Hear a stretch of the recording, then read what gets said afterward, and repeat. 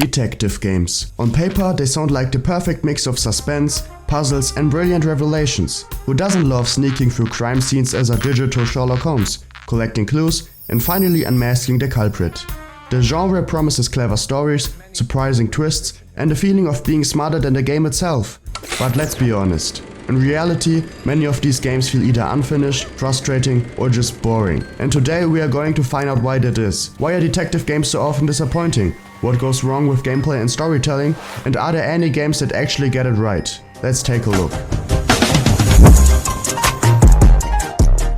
Let's start with why classic detective games are so appealing in the first place. The player becomes the investigator, has to recognize logical connections, question statements, analyze crime scenes and draw conclusions. You expect to progress through your own thinking. No mindless action, but brain power. Games like the Sherlock Holmes series or LA Noire tap into exactly that.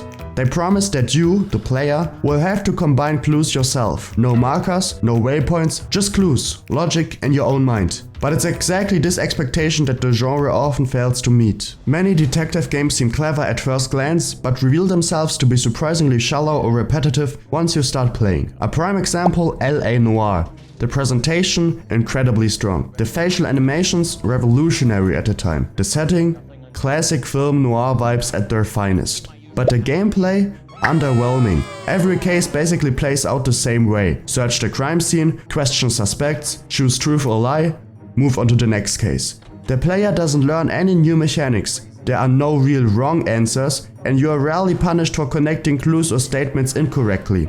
And often, the correct answer isn't logical. It's just the one the developer intended. Instead of rewarding you for being smart, the game feels like you're just guessing what the game wants to hear.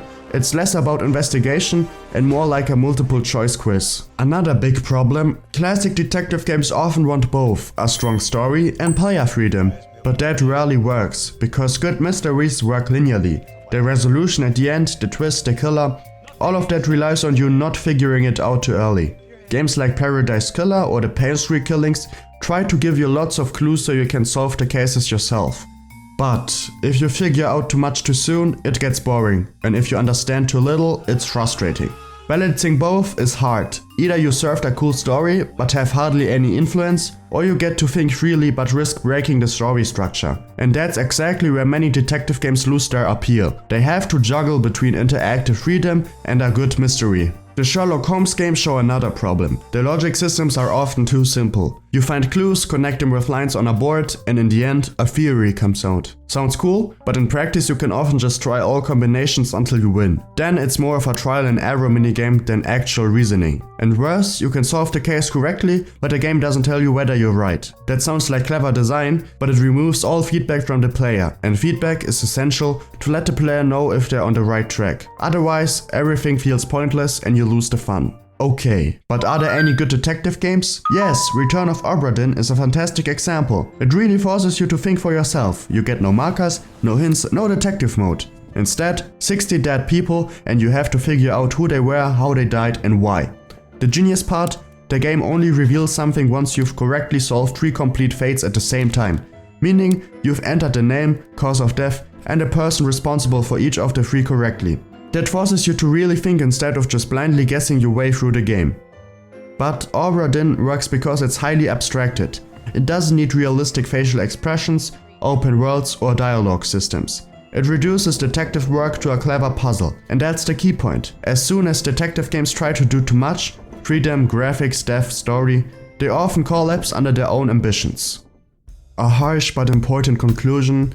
Detective games often disappoint because they allow only very limited and linear solutions, and so they try to create the illusion of freedom and intellectual challenge, but fail at it. If a game is too hard, it feels unfair. If it's too easy, it feels like an interactive cutscene with no real challenge. And if in the end you don't get any real confirmation that your theory was right, there's no sense of achievement. That means detective games can only be truly good if they are designed very deliberately, with clear structure, solid feedback and a lot of sensitivity for story and mechanics. And unfortunately, very few games manage that.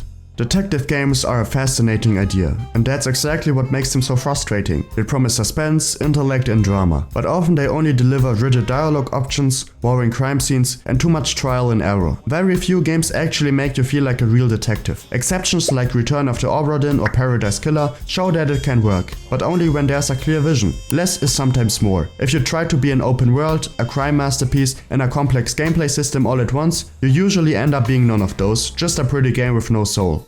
Personally, I love the idea behind detective games, but I've stopped expecting too much from them. Maybe the genre isn't dead, but it's stuck somewhere between ambition and reality. And that's it from me. Thanks a lot for watching, and don't forget, like and subscribe or the Pink Panther will arrive, offer you a bribe, and if you deny, he will dramatically imbibe.